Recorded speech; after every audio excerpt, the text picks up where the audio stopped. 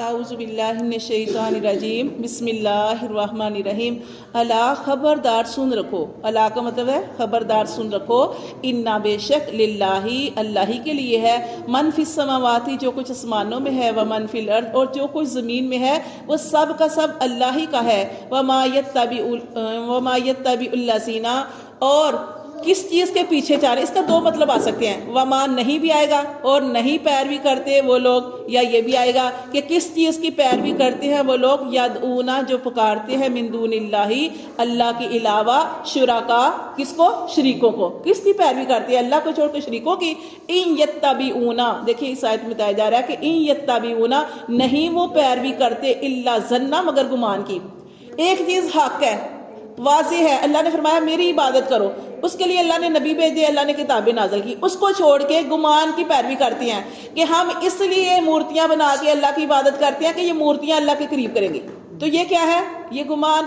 اللہ فرماتے ہیں ان یتبعون الا الظن نہیں وہ پیروی کرتے مگر گمان کی، وانہم اور نہیں وہ الا یخرصون مگر اٹکلیں دوڑاتے ہیں، خیالی باتیں کرتے ہیں اپنے پاس سے۔ هو الذی اللہ تو وہ ذات ہے، جعل جس نے بنایا، لکم اللیل اللہ تو وہ ذات ہے جس نے تمہارے لیے رات بنائی، لتسکنوا فیہ تاکہ تم اس میں سکون حاصل کرو، ٹھیک ہے، یہ سکون حاصل کرنے کے لیے دیکھیں اللہ نے قرآن میں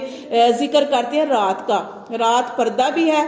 ٹھیک ہے، سکون بھی ہے، اور جیسے اللہ تعالیٰ نے فرمایا رات کو پردہ بنایا، جیسے عورتوں کے لیے بھی ہے کہ اللہ تعالیٰ نے محبت رکھی یہ رشتے کے اندر، تو یہ سکون بھی ہے، ویسے بھی سکون ہے کہ جب ہم سوتے ہیں تو ہماری نیند پوری ہو جاتی ہے، انسان کی تھکاوٹ دور ہو جاتی ہے، تو اللہ فرماتے ہیں کہ اللہ نے رات کو بنایا سکون کے لیے، وَالنَّهَارَ مُبْصِرًا اور دن کو بنایا آنکھیں کھولتا، یعنی کہ ہمیں جو بھی ہماری ذمہ داریاں ہیں، ڈیوٹیاں ہیں، ان کو پورا کرنے کے لیے۔ اِنَّا بے شک فی ذَلِکَ بے شک اس میں، کس میں، رات اور دن میں، اللہ فرماتے ہیں لآیات البتہ نشانیاں ہیں، لقوم یسمعون سننے والوں کے لیے، کس سننے والوں کے لیے، دھیان سے سننے والوں کے لیے، ٹھیک ہے۔ اللہ فرماتے ہیں قالوا اتخذ اللہ اور حالانکہ وہ کہتے ہیں کہ اللہ نے بنا لی ولدن اولاد، سبحانہ اللہ تو پاک ہے، هو الغنی وہ تو غنی ہے، اللہ کو اولاد بنانے کی کیا ضرورت ہے، اللہ تو دینے والا ہے، اللہ تو دیتا ہے۔ اللہ فرماتے ہیں کہ اللہ غنی ہے، اللہ کو اولاد کی ضرورت نہیں ہے، لاہو اسی کے لیے ہے، ما فی السماوات و ما فی الارض جو کچھ آسمانوں میں ہے اور زمین میں، وہ سارے کا سارا اس کا مالک اللہ ہی ہے۔ ان اندکم اللہ فرماتے ہیں ان اندکم نہیں تمہارے پاس من سلطان کوئی دلیل بہذا اس بارے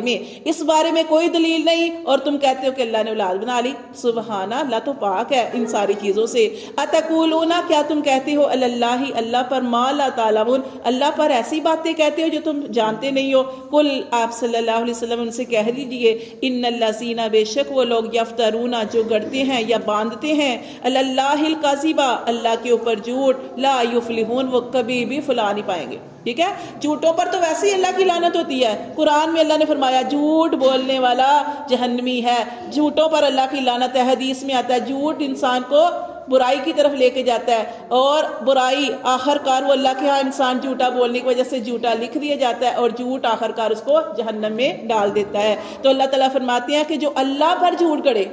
اللہ فرماتے ہیں وہ کبھی فلاح نہیں پائیں گے۔ متاع فی الدنیا فائدہ ہے یہ دنیا کی زندگی کا، ثم الینا اللہ فرماتے ہیں صرف دنیا کی زندگی کا فائدہ ہے نا، ثم الینا پھر ہماری ہی طرف مرجعہم ان کا لوٹ کر آنا ہے، ثم نذیقہم العذاب الشدید پھر ہم ان کو مزہ چکھائیں گے سخت عذاب کا مزہ۔ استغفار بما کانوا یکفرون اس وجہ سے کہ جو وہ انکار کرتے رہے، جو وہ ناشکری کرتے رہے۔ صدق اللہ العظیم۔